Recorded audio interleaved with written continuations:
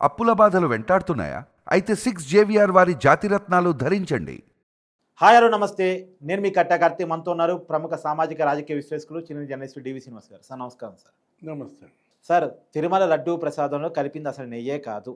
ఇది సుప్రీంకోర్టు నియమించిన sit CBI కోర్టుకి ఇచ్చినటువంటి అఫిడవిట్. అంటే ఎలాంటి దారుణాలు వెలుగు చూస్తూ ఉన్నాయంటే ఏం చెప్తారు? ఇప్పుడు వైవి సుబ్బారెడ్డికి సంబంధించినటువంటి మాజీ సీఎస్ని విచారిస్తూ ఉన్నారు.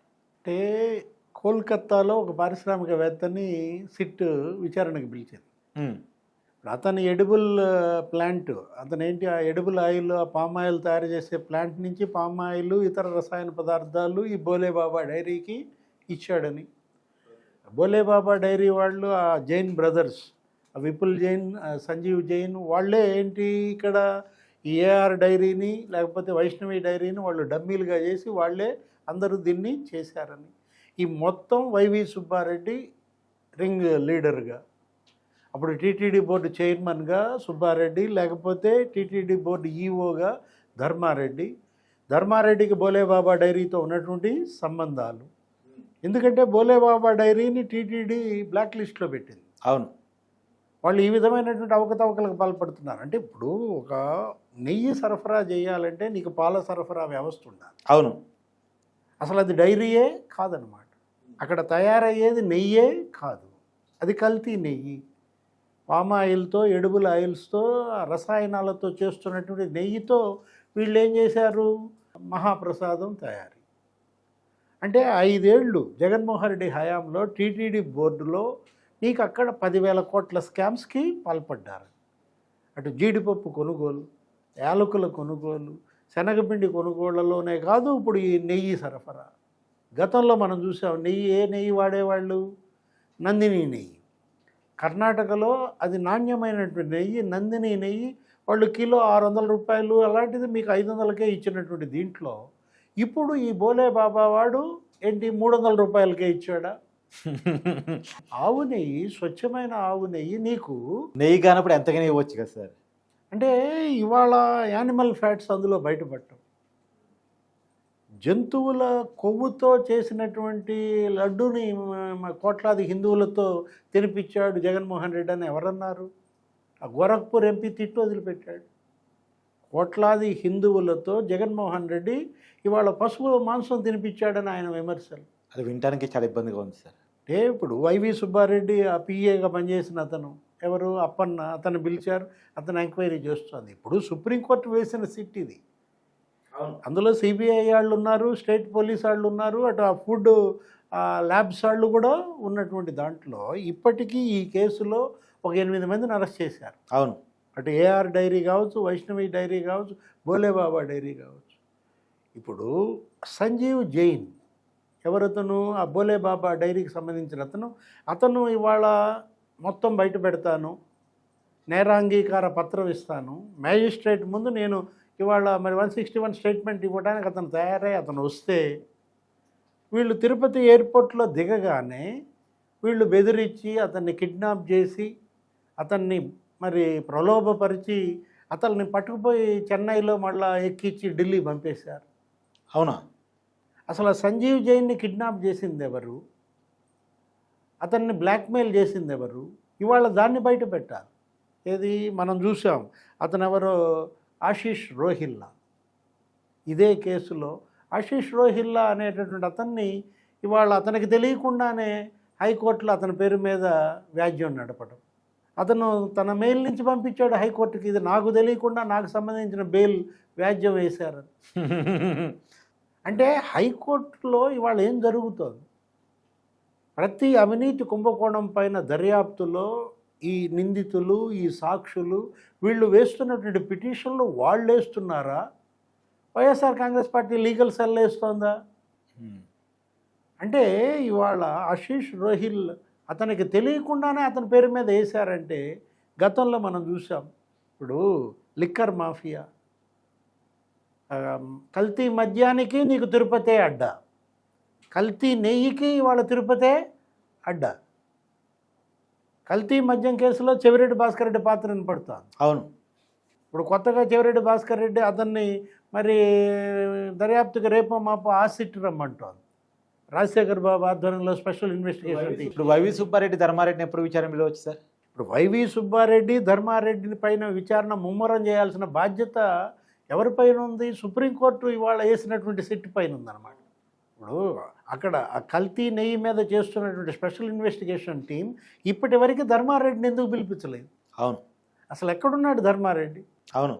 5 ఏళ్ళు ఆ రోజు జగన్మోహన్ రెడ్డి సీఎంగా ఉన్నటువంటి ధర్మారెడ్డి ఈవో అతనేంటి ఓడిపోయిన వెంటనే అతను పరారైపోవడం, మొత్తం సామానంతా వేసుకుని వెళ్ళిపోవడం.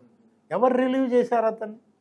ధర్మారెడ్డి ఇవాళ అతను అక్కడ ఇంజనీరింగ్ విభాగంలో అవినీతి అక్రమాలు, ఈ టీటీడీ బోర్డు కొనుగోళ్లలో అవినీతి అక్రమాలు, కొన్ని వేల కోట్లు 5 ఏళ్లలో ఆ కొనుగోళ్లలోనే అవినీతికి పాల్పడ్డారు. అటు యాలకులు, జీడిపప్పు, శనగపిండి, బియ్యం, ఆ ప్రసాదం తయారీకి వాడేటటువంటి పదార్థాలన్నిటిలో కూడా సంవత్సరానికి 1000 కోట్లు. ఆ ఒక్క దీంట్లోనే నీకు 5,000 కోట్లు అక్కడే కనపడుతున్నటువంటి నేపథ్యంలో ఇంజనీరింగ్ విభాగంలో మనం చూసాం ఫైళ్లు తగలబడ్డాయి. అవును.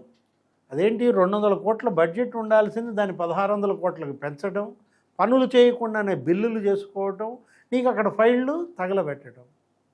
భూమన కరుణాకర్ రెడ్డి పాత్ర అంటే భూమన కరుణాకర్ రెడ్డిని లేకపోతే ఈ వైవి సుబ్బారెడ్డిని అడ్డం పెట్టుకుని తిరుపతిని స్వామివారిని వాళ్ళ ఒక అవినీతి కేంద్రాలుగా మార్చిన ఉదంతం.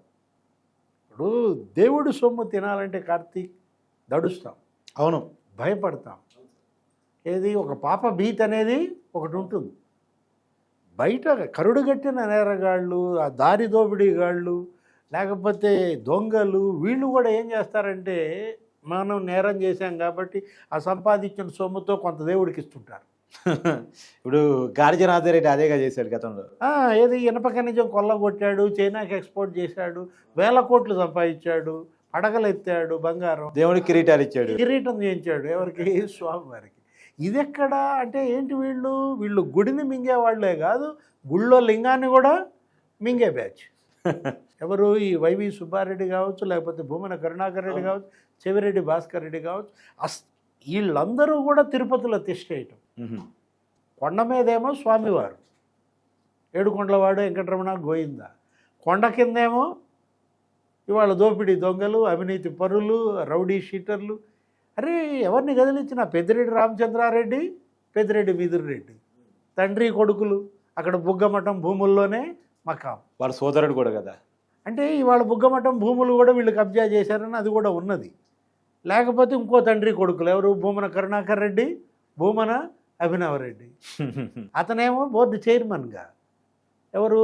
కరుణాకర్ రెడ్డి. ఇతనేమో టీటీడీ అది తిరుపతి డిప్యూటీ మేయర్గా. అంటే టీడీఆర్ బాండ్స్లో కూడా కుంభకోణానికి పాల్పడ్డారని.